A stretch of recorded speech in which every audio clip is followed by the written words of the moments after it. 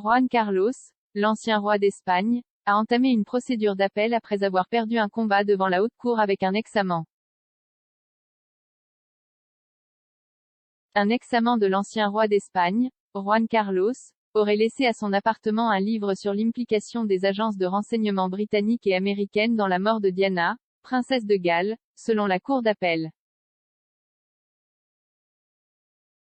Entendu mardi. 3 juges d'appel ont commencé à examiner aujourd'hui les arguments détaillés des représentants légaux de l'ex-monarque espagnol et femme d'affaires danoise Corinna Zoussin-Wittgenstein, alors qu'il cherche à contester une décision antérieure déclarant qu'il peut être jugé au Royaume-Uni.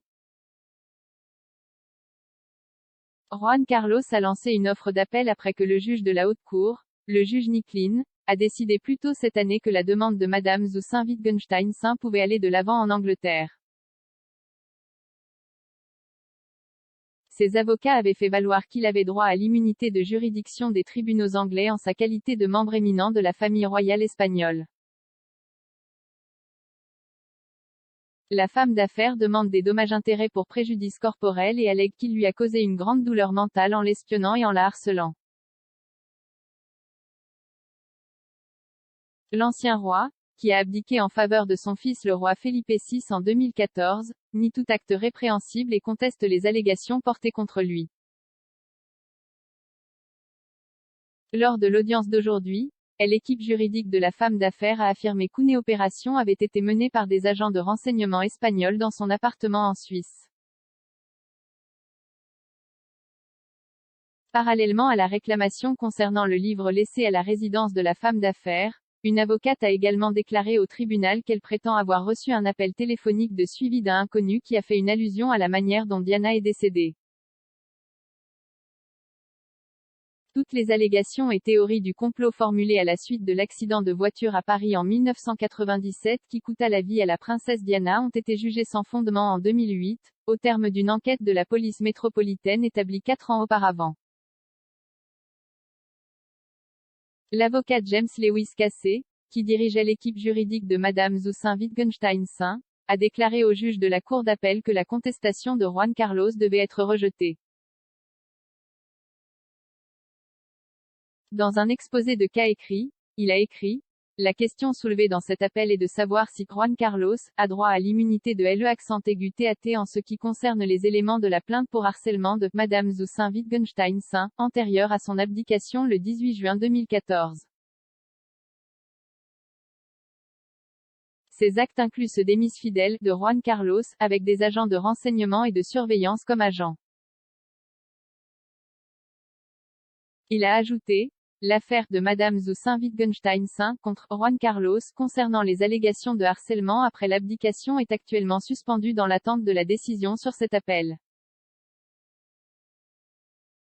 Madame Zoussin-Wittgenstein, qui vit en Angleterre et a une maison dans le Shropshire, demande une injonction et des dommages-intérêts résultant d'une campagne continue de harcèlement contre elle, commencée par Juan Carlos à partir de 2012, à la suite de la rupture d'une relation amoureuse intime et de son refus de laisser Juan Carlos utiliser une somme financière qui lui a été irrévocablement offerte, ou de restituer d'autres cadeaux, ont indiqué les juges.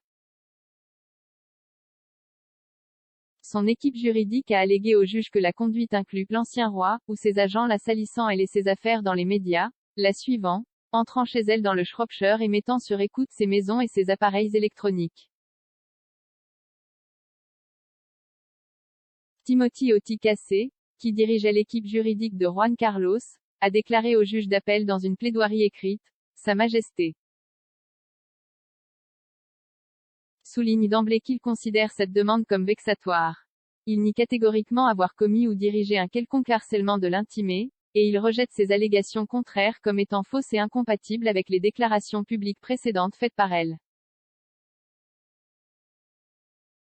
Les allégations impliquent également un abus de pouvoir présumé totalement incompatible avec le rôle important de Sa Majesté dans la transition de l'Espagne vers une démocratie parlementaire réussie et sa longue période de service en tant que souverain. Juan Carlos a dirigé l'Espagne entre 1975 et 2014, date à laquelle il a été remplacé par son fils aîné Felipe VI.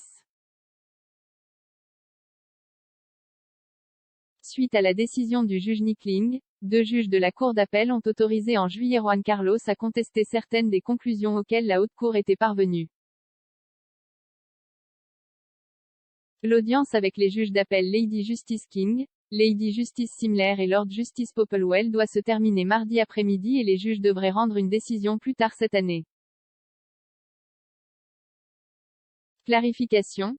Une version antérieure de cet article était intitulée Juan Carlos, l'ex-amant d'Espagne, revendique dans un livre l'implication du Royaume-Uni dans la mort de Diana.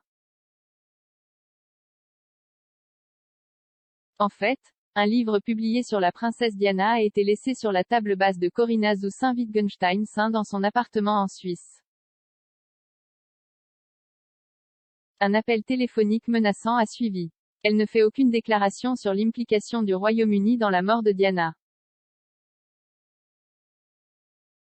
Nous sommes heureux de remettre les pendules à l'heure.